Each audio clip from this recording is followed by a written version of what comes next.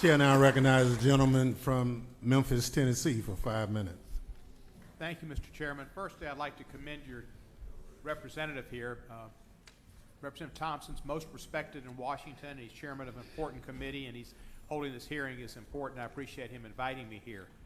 I also want to reference, it's not necessarily a derision when he said that he thinks of Memphis as being part of Mississippi. Mississippi has given us many of our greatest cultural artists who have left Mississippi. Elvis and B.B. King and a lot of others have left Mississippi for Memphis. Mississippi has given Memphis many of its finest citizens, and we've given DeSoto County some of our worst. Memphis is known as song. It's the Memphis in the Meanwhile, John Hyatt, or Long Distance Information, Get Me Memphis, Tennessee. Mississippi, I can only think of Nina Simone. But Nina Simone was thinking of an old Mississippi that Judge Slaughter Harvey remembers. Judge Slaughter Harvey, is that connection with the old Mississippi that Nina Simone sang of similar to what we have with immigrants, that there are efforts in this state that are antagonistic toward others, toward people of color? I would say that if not the same, maybe a little worse.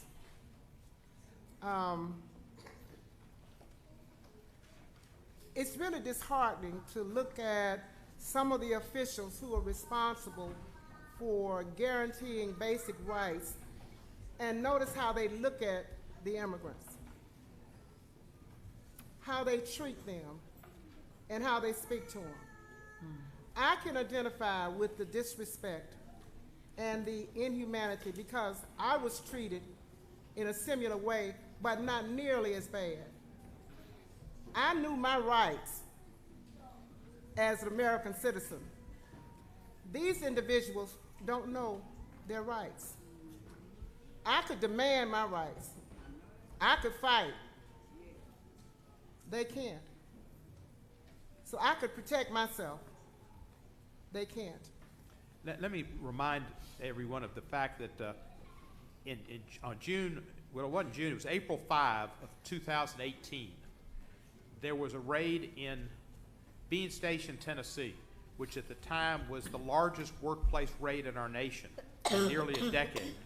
And it was so similar to this one, it's eerie. I have my notes from a hearing we had concerning that. We wrote Secretary Nielsen probably to deaf ears and Commissioner Cotter. And it was similar with the way the children were treated, they were traumatized, and the actions. And the fact that the employer was not arrested. This was a meat processing plant, but the employer was not arrested, but the employees were. It makes me think that what this was, what did Tennessee, Mr. Johnson, you said, why Mississippi? I suspect why Mississippi and why Tennessee is because this is red meat that Trump is throwing to his base to say, look, I'm for you. And that's why. Mr. Johnson, do you think that might have been why it happened here? I certainly believe that might have been why it happened here, because there is no other good explanation, Congressman Cohen.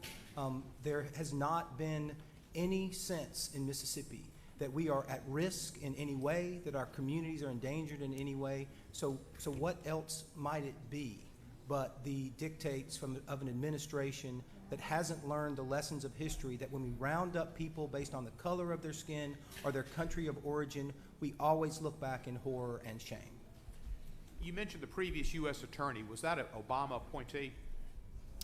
It was an acting U.S. attorney who had begun at the end of the Bush administration and then was carried over into the beginning of the Obama administration. Bush is starting to look pretty good.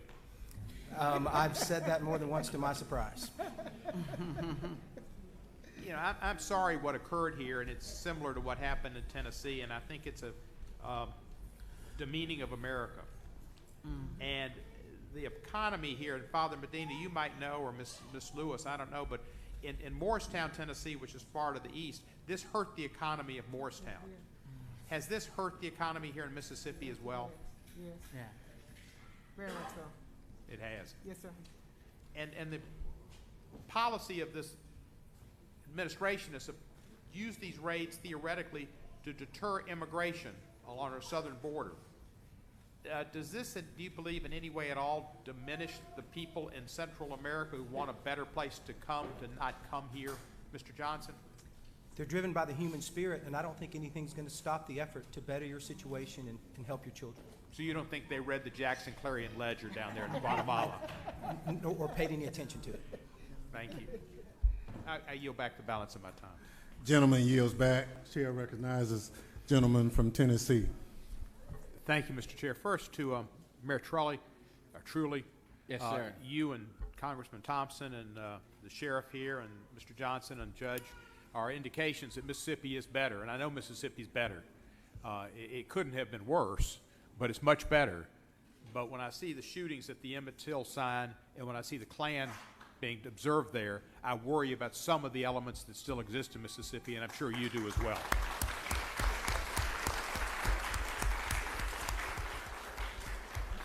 Mr. Miles, does your jurisdiction include Bean Station, Tennessee?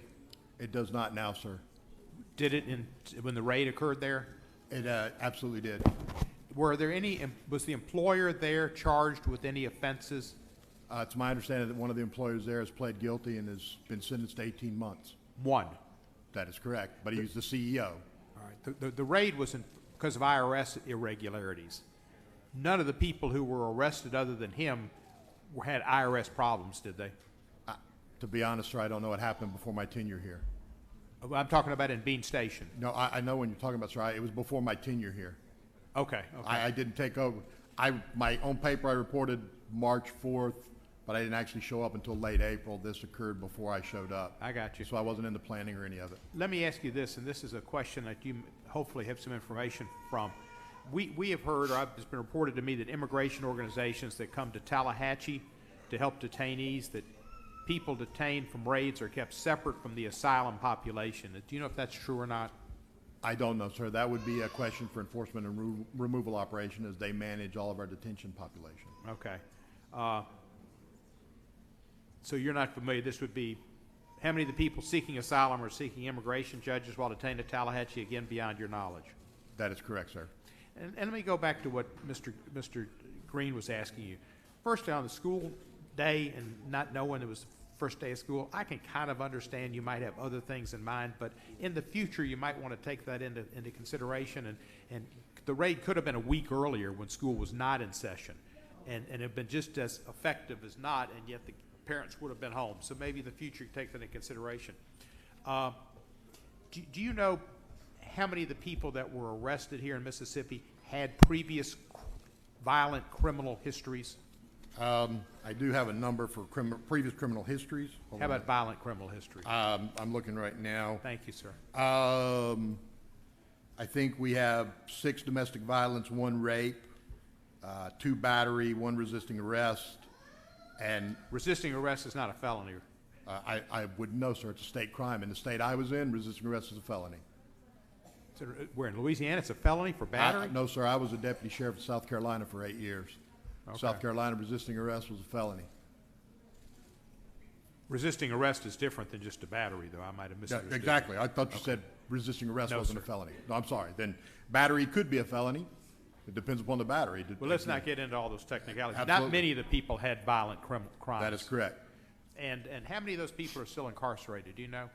I would not have that number, sir. Again, the detention is run by our enforcement and removal operations. Okay.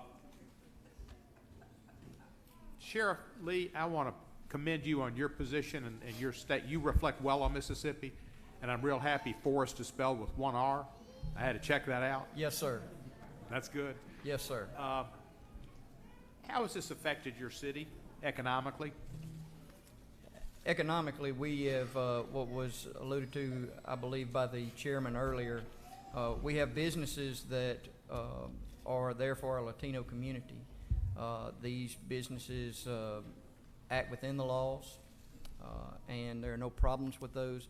And some of those stores that are near where Cook Foods is in Scott County are either in the process of closing down or have completely closed down. And Mayor, how did this affect Canton? Well, it's had a negative impact on the city of Canton when you have that many people who are arrested. Those individuals purchase goods Many of them purchase homes. As a consequence of lack of income, that's not going to happen. What was your medical specialty, or what is your medical specialty? Family medicine. As a and family emergency practice medicine. doc, how do you think this psychological effect on children will last with them, if it will? Was it a temporary thing, or is it a It's lifelong? ad infinitum. So that can't be taken away, and that's going to affect those children forever. That's, yes. And let me follow up with Mr. Miles. When Mr. Green's question about, do you think this was an effective deterrent? You said it was. Why do you think this is a deterrent to folks wanting to come across the border and to come to the United States?